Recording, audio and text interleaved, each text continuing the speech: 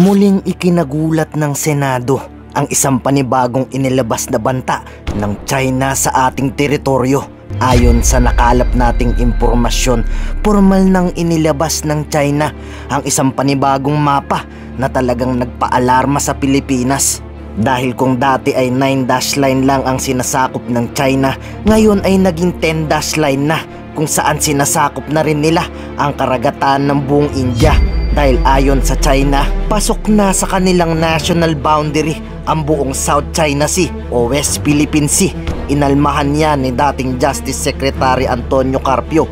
Ayon kay Carpio, so klinaro nila that the lines in the South China Sea, whether 9 or 10, constitute their national boundary. So if it's your national boundary, everything within that is your national territory. Klaro ngayon. They have clarified it that way. This new map cannot change as period, comma, or a single letter or number of the Arbitral Award. The Arbitral Award is there.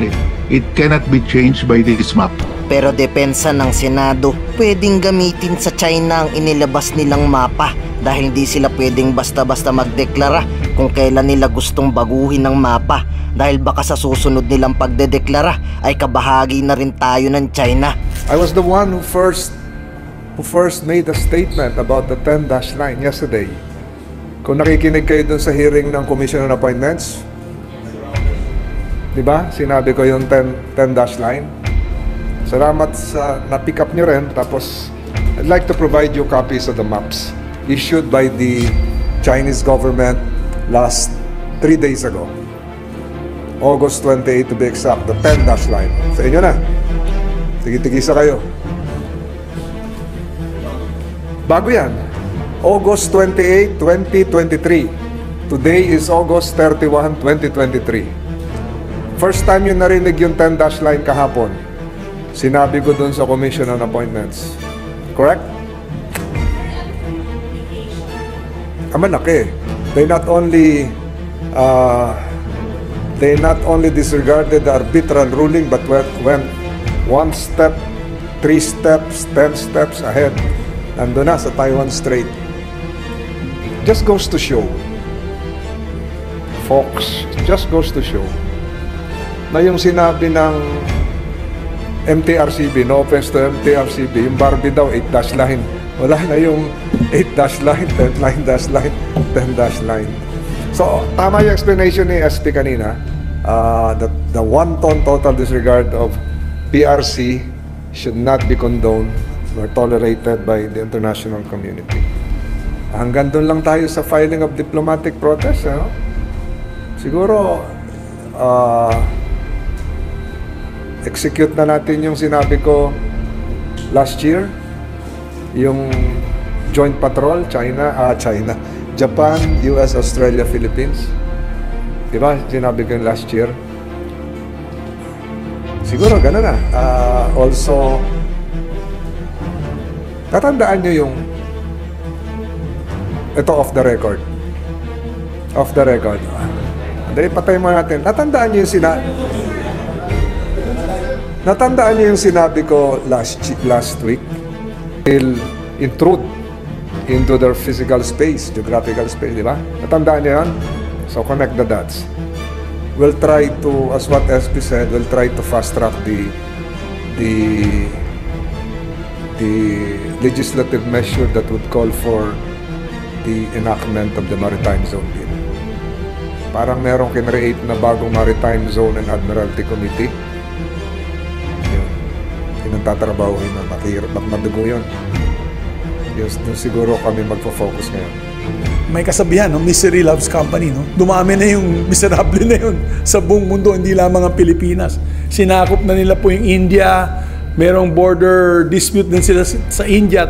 Officially, naglabas na po sila ng mapa at may kinain din silang lupa sa India. Biro mo, India at China magkasama sa BRICS. Yung BRICS organization, that's an economic and security organization of China, Brazil, India, and the Russia, and South Africa. Kung sinakop pa rin nga nila yung isang alay nila na na kaibigan nila, lalo na tayo, yung mga bansa dito sa Southeast Asia. Sinakop na rin nila yung napakaraming isla ng Vietnam, ng Malaysia, Indonesia, and the Philippines. No? So, talagang nakakagulat po yan. But then again, I think it will solidify support for the arbitral ruling wherein the 9-dash line was quashed. No? Hindi recognize ng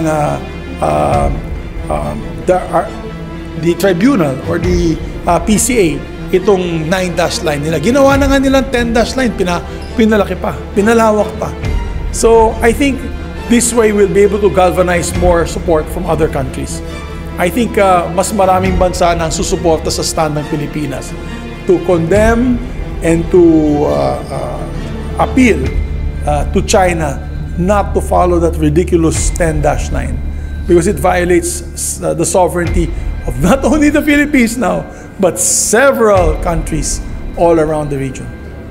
Well, meron tayong bagong envoy to China, special envoy to China, which is former Secretary and now Ambassador Teddy Boy Locsin. Nag-usap kami briefly nung isang araw pagdating po dito, pagbisita po sa amin dito ni Foreign Minister ng Great Britain, United Kingdom. And sabi niya, they will exert more efforts both bilaterally and internationally to condemn the actions of China and the repeated incursions and dangerous maneuvers in the West Philippine Sea. And I think we'll not be alone this time. Marami na tayo. I think nag-file na po ng formal protest ng India, nag-file na po ang formal protest ng Malaysia, Indonesia, Vietnam, and I think that will speed up the process for Code of Conduct in the South China Sea. Kasi medyo delayed napakabagal ng galaw ng ASEAN countries pagdating sa Code of Conduct. Kasi meron din mga bansa sa ASEAN na medyo malapit sa China. But now, with this new 10-dash line ng China, feeling ko mapapabilis yung Code of Conduct between ASEAN countries because of this more brazen occupation of several countries and of course more brazen more brazen disrespect for one's sovereignty, for this country's sovereignty.